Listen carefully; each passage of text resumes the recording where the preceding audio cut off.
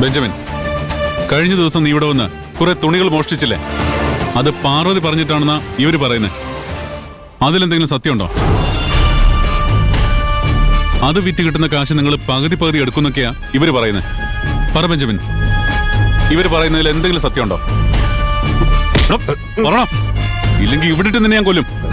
വേണ്ട, ഞാൻ പറയാം സാർ. ഈ കുട്ടി എനിക്കറിയില്ല സാർ. എനിക്ക് ഫുട്പാത്ത് കച്ചവടവും ഇല്ല. ഈ കുട്ടി എന്നെ കാണാൻ വന്നിട്ടുമില്ല.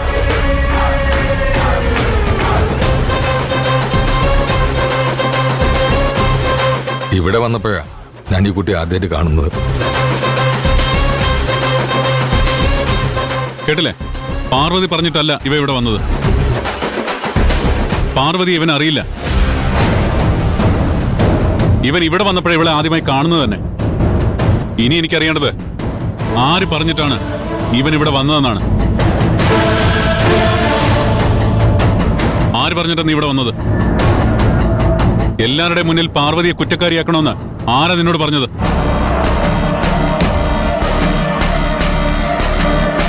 പറടാ. പറയാം സാർ, പറയാം. ഈ രഘു പറഞ്ഞിട്ടാ ഞാനിവിടെ വന്നത്.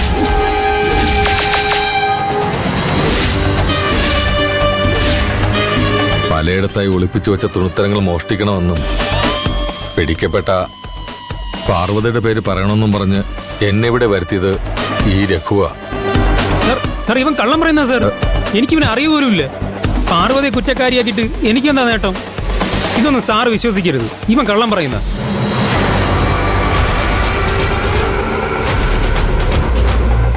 ഇത് ഇവന്റെ ഫോണാ. ആ സംഭവം നടക്കുന്നതിന് 1 മണിക്കൂർ മുമ്പ് ഈ ഫോണിലേക്ക് നിന്റെ നമ്പറിൽ നിന്ന് ഒരു കോൾ പോയിട്ടുണ്ട്. നിങ്ങൾ 10 മിനിറ്റോളം സംസാരിച്ചിട്ടുമുണ്ട്. അത് കഴിഞ്ഞ് ഏകദേശം അരമണിക്കൂർ ആയപ്പോ നീ വീണ്ടും ഈ നമ്പറിലേക്ക് വിളിച്ചു. നിനക്കിവനെ അറിയില്ലെന്നല്ലേ പറഞ്ഞേ? ഒരു പരിചയമില്ലാത്ത ഇവനെ നീ എന്തിനാ ഫോണിൽ വിളിച്ചേ?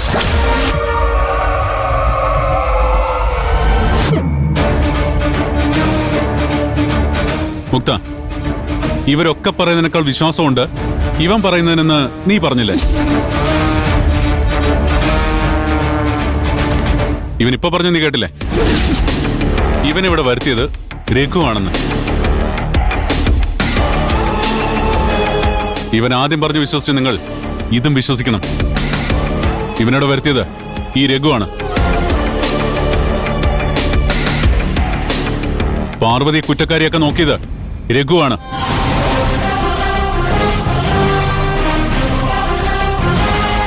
ഇതും നീ വിശ്വസിച്ചേ പറ്റൂ.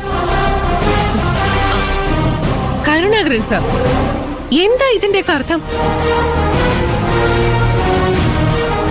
നിങ്ങൾക്ക് തെറ്റ് പറ്റില്ല എന്നായിരുന്നു എന്റെ വിശ്വാസം.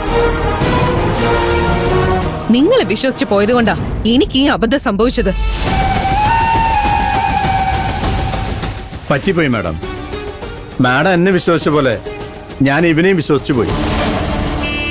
ഒരു വിഷപ്പാമ്പിനെയാണ് തോളത്തെടുത്ത് വെച്ച് നടന്നതെന്ന് ഞാൻ അറിഞ്ഞില്ല മാഡം. തെറ്റ് എന്റെ ഭാഗത്ത് തന്നെയാ. ആ തെറ്റിപ്പോ തന്നെ ഞാൻ തിരുത്തിയേക്കാം. വേണ്ട സാർ, വേണ്ട സാർ, ഇനി എന്നെ തല്ലല്ലേ സാർ. ബെഞ്ചമിന്റെ സഹായത്തോടെ ഇതിനു മുമ്പ് ഞാൻ ഡ്രസ്സ് കടത്തിയിട്ടുണ്ട്. ആദ്യമായിട്ട് പിടിക്കപ്പെടുന്നത്. പിടിക്കപ്പെട്ട പാർവതിയുടെ പേര് പറഞ്ഞാൽ മതിയെന്ന് ഇവനോട് പറഞ്ഞത് ഞാൻ തന്നെയാ. കൈലാസ്, എനിക്ക് തോന്നിയൊരു കാര്യം ഞാൻ പറയട്ടെ. എന്താ പ്രിയ? ബെഞ്ചമിന്റെ സഹായത്തോടെ ഇതിനു മുമ്പും ഇവിടെ നിന്ന് ഡ്രസ്സ് കടത്തിയിട്ടുണ്ടെന്ന് രഘു പറഞ്ഞു. അന്നൊന്നും പിടിക്കപ്പെട്ടിട്ടില്ല. പിടിക്കപ്പെടുകയാണെങ്കിൽ പാർവതിയുടെ പേര് പറയണമെന്ന് രഘു ബെഞ്ചമിനോട് പറഞ്ഞു. ഇവിടെ ഇത്രയും ജോലിക്കാരുണ്ടായിട്ടും വന്നിട്ട് 1 മാസം മാത്രമായ പാർവതിയുടെ പേര് പറയണമെന്ന് രഘു ബെഞ്ചമിനോട് പറഞ്ഞത് എന്തുകൊണ്ടായിരിക്കും?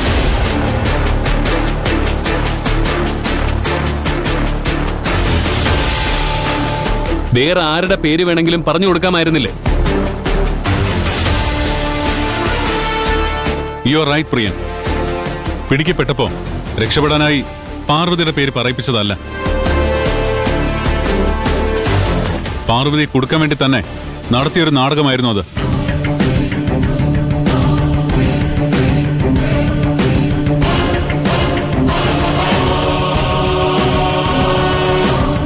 നീ എന്തിനാ പാർവതി കൊടുക്കാൻ നോക്കിയത്?